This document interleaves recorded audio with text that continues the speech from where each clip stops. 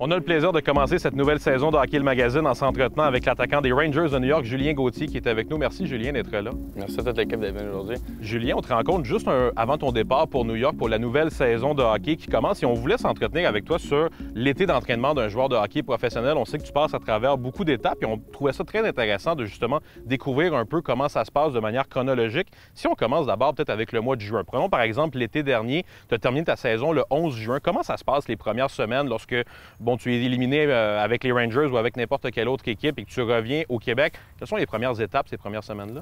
Je te dirais, tu sais, c'est différent pour plusieurs gars dans les salons. Moi, je te dirais, moi, personnellement, je prends à peu près entre 10 et 15 jours de congé, vraiment, tu sais, relaxer le corps complet, faire des matchs. Sans glace, sans entraînement, sans rien? Rien du tout, là, tu sais, c'est vraiment, je te dirais, les deux seules semaines dans toute la saison que je fais absolument rien pour vraiment, tu sais, faire un bon reset, le corps, surtout la tête, c'est ça qui est le plus important, je te dirais. Puis après ça, je te dirais qu'une fois que ça repart, moi, dans mon cas, ça repart très fort. Ça commence avec beaucoup d'entraînement au gym, puis après ça, on commence à ajouter la glace. Puis je te dirais que en tout et en tout, c'est probablement 5 fois le gym, puis entre 2 et 4 fois la glace par semaine, puis le restant de l'été après. Fait que c'est comme un gros sprint, là. Bien, justement, Julien, parlons-en de ce sprint-là quand tu recommences. Est-ce que c'est difficile de, permettre l'expression, repartir la machine comme ça au mois de juillet quand tu as parfois peut-être des amis de la famille qui ont un paquet d'événements d'été puis que toi, tu dois te reconcentrer sur le début de l'entraînement? Ça a beaucoup changé au fil des années, puis on dirait qu'à chaque année, on s'entraîne tous encore plus fort que l'été d'avant?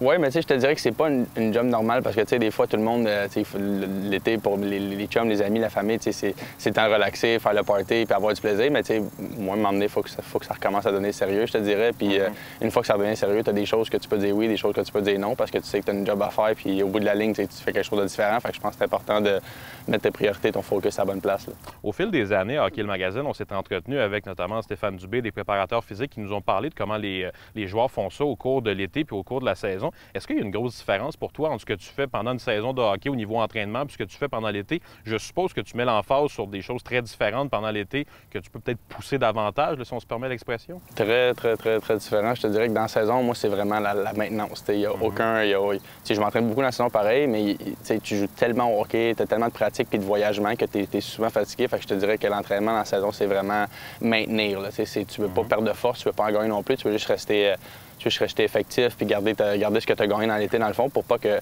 justement, quand l'été prochain arrive, tu n'as pas régressé non plus de 15, 20, 30 des fois, ça va vite. Fait que je te dirais que dans l'été, là, c'est là le temps de vraiment pousser la machine, travailler plus des affaires comme ton explosion, ta force que tu peux vraiment améliorer puis gagner des résultats que tu n'avais pas avant, là. Justement, parlons de ton été 2022, là, sans te tirer les grands secrets de ton entraînement. Sur quoi tu as travaillé cet été, autant sur la glace que sur l'entraînement en junior? Est-ce qu'il y avait des choses que tu avais identifiées ou que tes entraîneurs avec les Rangers avaient identifiées sur lesquelles ils voulaient que tu travailles en particulier?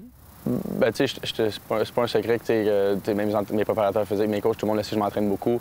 Tu sais, ça a tout le temps été, ça fait partie de la famille, je pense. Exact, ça a tout le temps fait partie de moi. Fait que je pense que c'est important que, tu sais, dans mon cas, c'est vraiment de maintenir puis d'améliorer ce que j'ai construit. Mais je te dirais que c'était beaucoup de cardio, beaucoup d'explosion, puis juste être fonctionnel, mouvement en général. Puis, tu sais, moi, je pratique tout le temps mes skills, mes habiletés avec Sébastien Bordelot. Ça fait depuis j'ai... Bien connu dans le milieu. Exact. Tu travailles avec les Prédateurs de Nashville. Exactement, c'est leur skill coach, leur gars de skills. Puis depuis j'ai 15 ans environ, je te dirais, j'étais avec lui, j'ai jamais changé de coach parce qu'il est très bon, très effectif. Puis garde de tous les étés, on travaille ensemble. Puis je te dirais que ça m'a beaucoup aidé, beaucoup amélioré, puis on continue de faire dans la même direction, là. Julien, comme je le disais au début de l'entrevue, on te rencontre juste avant ton départ pour New York. C'est quoi les dernières semaines de l'été là, pour toi, là, les dernières du mois d'août, première de septembre? Tu sais que tu t'en vas dans quelques jours. Est-ce que tu es encore beaucoup dans l'entraînement très fort ou tu veux seulement quand même économiser tes énergies pour le camp d'entraînement? Comment ça se passe à ce moment-là? Je te dirais que moi, personnellement, je m'entraîne encore pas mal très fort, mais tu sais, c'est sûr que c'est plus la même phase d'entraînement que dans le milieu de l'été quand que tu fais vraiment juste ça, puis t'as pas d'autre chose à penser. Je te dirais qu'en ce moment,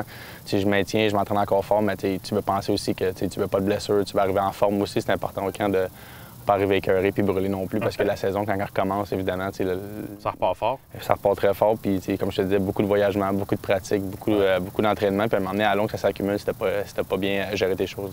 En terminant, Julien, peut-être un dernier conseil peut-être que tu pourrais donner aux jeunes. Tu es justement, comme tu le dis, un gars qui s'est beaucoup entraîné dans sa vie, puis tu es réputé pour ça. Est-ce qu'il y a des choses que tu ferais différemment si tu retournais à 15-16 ans dans les années où tu jouais junior par rapport à tes étés d'entraînement? Est-ce que tu trouves que tu as bien fait ça à travers les 10 dernières années de ta vie pour gérer ces périodes-là estivales qui sont toujours quand même une gestion spéciale à faire? Ben, moi, personnellement, je pense que j'ai bien géré ça. Si j'aurais un conseil à faire, ça serait vraiment de se faire un plan fixe au début de l'été puis de vraiment le maintenir parce que c'est facile de faire un beau plan d'entraînement, de bouffe, de tout ce que tu veux, mais le plus dur, c'est vraiment exactement la discipline de le garder. C'est sûr qu'il y a des temps pour avoir du plaisir puis s'amuser parce que l'été, c'est fait pour ça, mais je te dirais qu'au bout de la ligne, si tu es capable d'être discipliné, c'est toi le gagnant.